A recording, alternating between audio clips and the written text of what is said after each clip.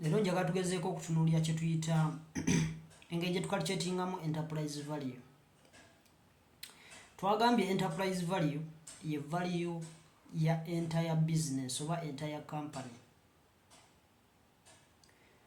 Naye lero njagala tumanye in practice butya bwe tukikola. Those practitioners, how do they compute the enterprise value? Abali mu practice. Bwe njogera abali mu practice mba ntegeeza those who are actually doing these things from the market. Abali mu computing these things from the market. Bakikola batya? Bw'obeera mu practice tukijja from a perspective of the funding mix of the company. Ne tukitunuulira nga mu kwanguya ebintu tukwata kye tuyita equity market capitalization. Equity market capitalization okufuna oba what we call the market cap. We abbreviate it to call it a market cap. Naye okufuna market capitalization okwata the share price no multiplying them by the number of shares, the diluted shares outstanding.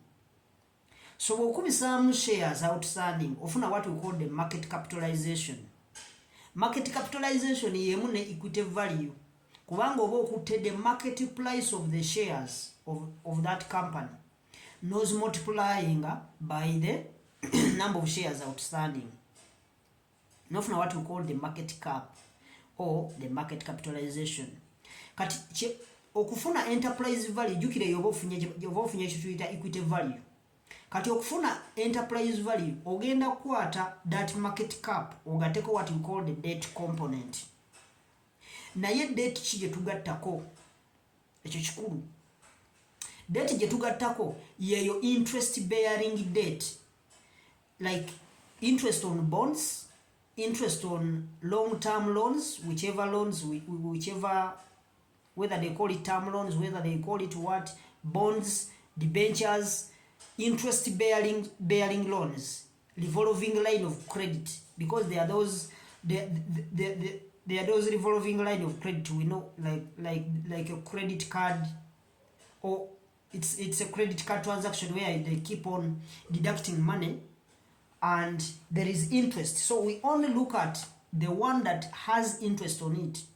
There are people who are demanding us, like the accounts payable, the creditors. That's not interest, because that one doesn't have an interest bearing on it. Those creditors, even if they demand us 20 million, it will be 20 million until we clear it. But a loan has an interest. If you don't pay the loan, interest keeps on accumulating. So you find yourself, the interest bearing component is going to be a little bit higher.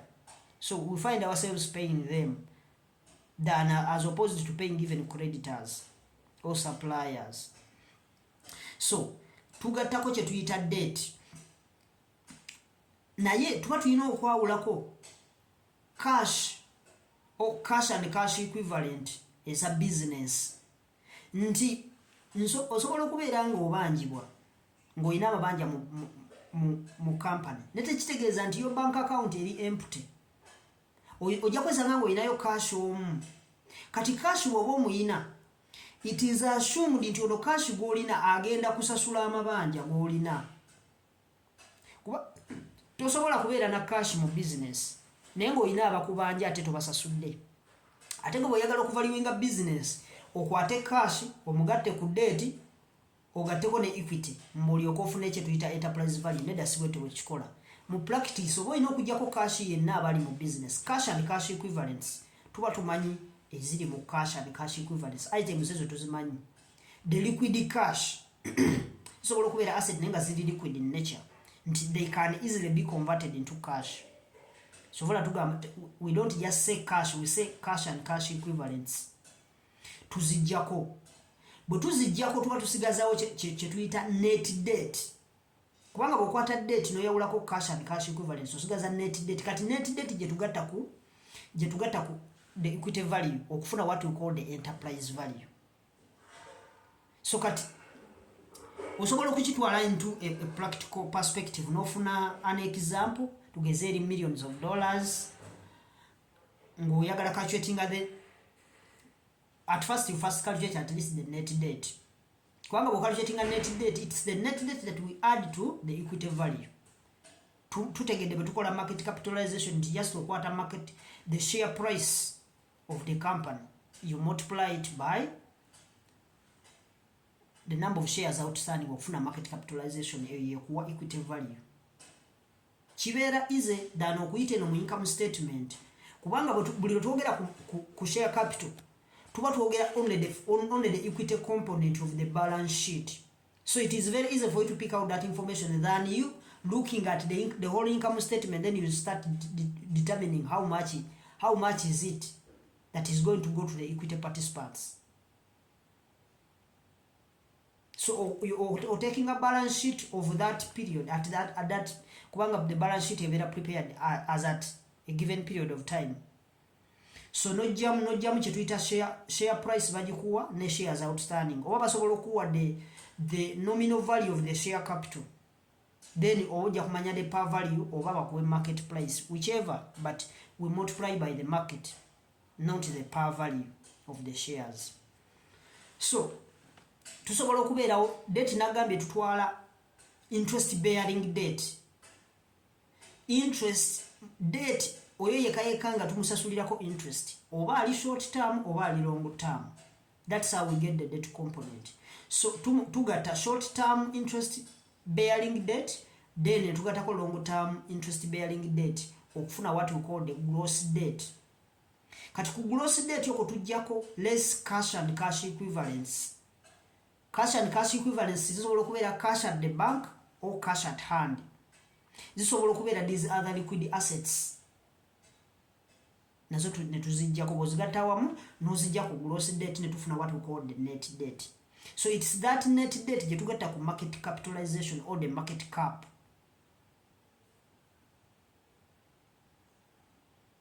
Kati waliwo situation wajja okutuuka nga cash gw'olina, cash and cash equivalents gw'olina total asinga the debt component or the debt of the company. Ojja kwesanga nga omuntu tugeze abadde alina interest bearing debt short term oba evudde from revolving line of credit ngeri let's say $5,000 nga alina long term eri $35,000 bw'ozigatta zigenda kuwa $40,000 gross debt. Kati bwe tujjako cash and cash equivalent, let's assume our cash and cash equivalent eri $10,000. Bwe tuzijjako tuba tusigaza $30,000, that is our net debt. Kati njagala twale scenario endala ng'egenda kutuwa nga tubadde tulina cash mungi than what we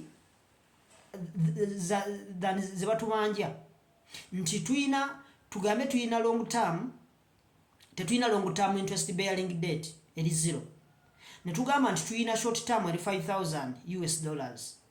Kakitegeeza gross debt yaffe egenda kubeera $5,000. Kati singa tubeera ne cash and cash equivalents nga zirimu let's say $20,000, tuba tugenda kubeerawo ne net debt ng'eri negative $15,000. So that negative debt of $15,000, we will not call it negative debt. It will not be a net debt. No, it will be a net cash, because that will be the money that we have. At some point we may add up the cash. We may not necessarily add up the net debt, because we might have cash that is more than what the other institutions are demanding us.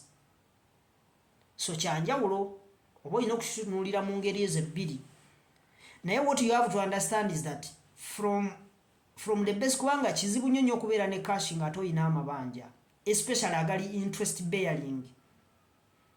So sometimes kino kyenjogerako ekya net cash tekitera kulabika, because omuntu kizibu nnyo okubeera ne debt component nga togisasula. It's like someone you are more liquid, but again you are still going for more liquid cash. For what? You rather invest this money and then borrow. So kino tekitera kulabika. This scenario doesn't really happen, but that's how we get the net debt. So njagala tutunulire what we call the enterprise valuation, kyetugenda okuddamu okulaba.